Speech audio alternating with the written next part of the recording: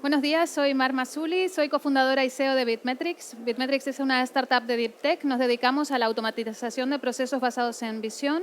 Somos una Deep Tech de Barcelona, que lo que hacemos es sobre todo desarrollar producto propio, tecnología propia disruptiva que favorezca la automatización de esos procesos. Antes de comenzar a hablar, quería poner en común conceptos, porque si bien en todo el tiempo escuchamos hablar de lo que es inteligencia artificial, a veces quedan en un punto un poco indefinido, ¿no? Entonces, la inteligencia artificial lo que busca es emular la inteligencia humana y que esto pueda pasarse a procesos y a sistemas que nos asistan en nuestro día a día. Para entrar ya más en terreno de lo que puede hacer la inteligencia artificial, me gustaría explicarles lo que son los sistemas expertos. Un sistema experto es aquel que sigue una serie de reglas para poder implementarlas y a posteriori tomar decisiones, ¿no? Por ejemplo, en otro ejemplo cotidiano, un médico hace una serie de preguntas, sigue una serie de secuencias para poder diagnosticar una enfermedad y después prescribir una medicación. En el caso que nos ocupa, podemos hacer exactamente lo mismo. Un ejemplo muy frecuente es la inspección visual, el control de calidad. Sin embargo, toda la información que nosotros recabamos de expertos, en el ejemplo anterior, que es un médico, o en fábrica podría ser la persona que está haciendo ese control de calidad, que sabe identificar qué consideramos defecto y qué no, en qué umbrales, no siempre es fácil de transmitir de manera integral a los sistemas, porque no podemos programar todo aquello que se denomina conocimiento tácito, conocimiento implícito. Esa es la paradoja de Polanyi, que decía que sabemos mucho más de lo que podemos transmitir, ¿no? Entonces, ¿qué hacemos? En lugar de transmitir toda la información, todo el conocimiento por parte de expertos a nuestros sistemas, lo que podemos hacer es directamente aprenderlos de los datos. Cuando hablamos de datos, en el caso de la visión artificial, por supuesto, hablamos de imágenes digitales. Tenemos que trabajar con datos que sean suficientes en número. No hablamos de 50.000 imágenes, que es lo que habitualmente se suele o se solía pedir, sino que tenemos que tener una cantidad suficientemente representativa para que a posteriori, si tenemos pocas muestras, podamos utilizar transfer learning, podamos utilizar aumento de datos. Tendremos que también conocer los atributos que estamos buscando y que sean representativos de esos atributos, que sean datos relevantes, es decir, han de tener sentido para la aplicación que queremos desarrollar. Por supuesto, el etiquetado tiene un papel mayúsculo porque es en el etiquetado en donde realmente se está transfiriendo ese conocimiento. Por lo tanto, la precisión es fundamental para que después un sistema pueda aprender de esa información.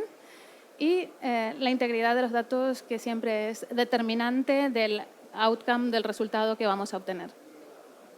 En el caso de Deep Learning, la extracción de atributos que vamos a analizar, que va a analizar nuestro sistema de redes neuronales, se hace automáticamente sin intervención manual, sin intervención humana.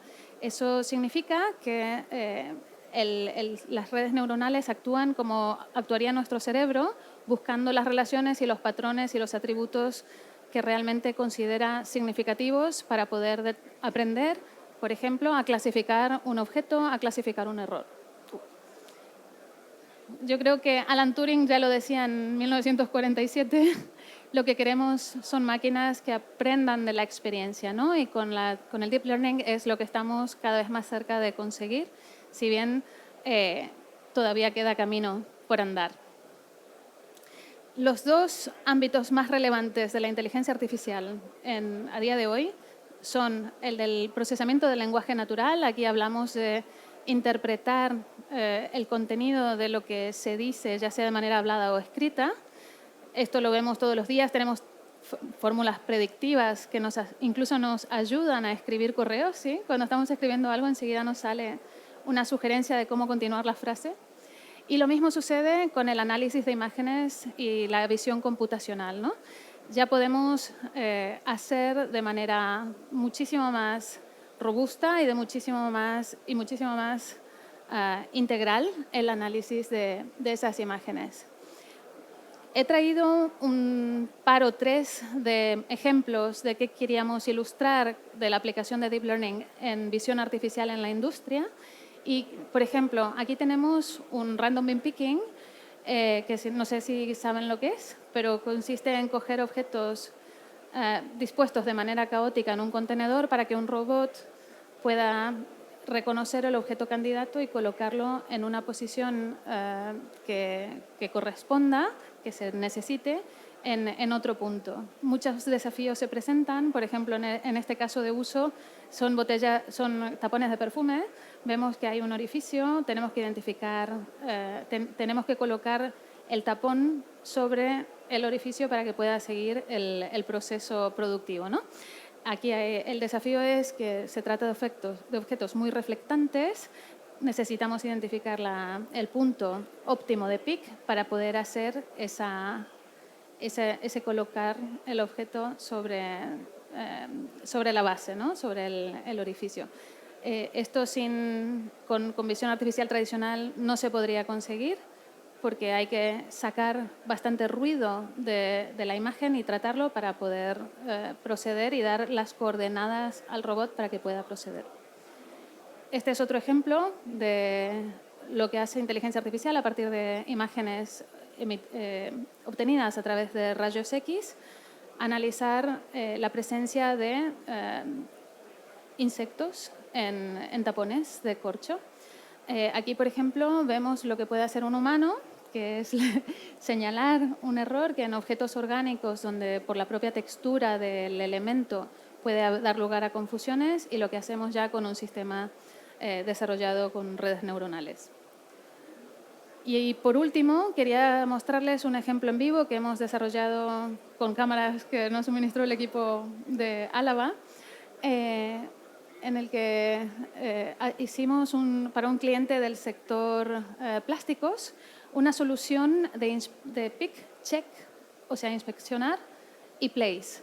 Vemos aquí una máquina compuesta por dos robots colaborativos que lo que hacen es coger una botella en el momento de la caída, llevarla a 3 estaciones de inspección, porque tenemos que hacer una inspección 360 grados del objeto, y clasificarlo como bueno o malo, o incluso si el personal de calidad considera que debe hacer una comprobación de las características químicas u organolépticas del producto, pues que puedan proceder a ello sin que esto impacte en la cantidad de en la cantidad de productos que se van a comercializar.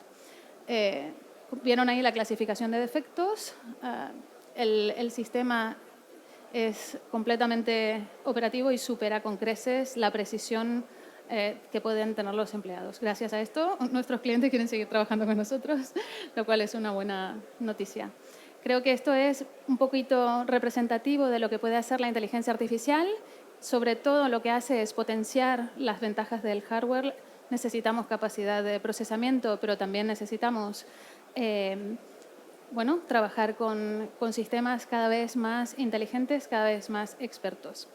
Espero que haya sido un poco ilustrativo y estoy a su disposición para cualquier consulta. Muchas gracias a Álava por contar con nosotros.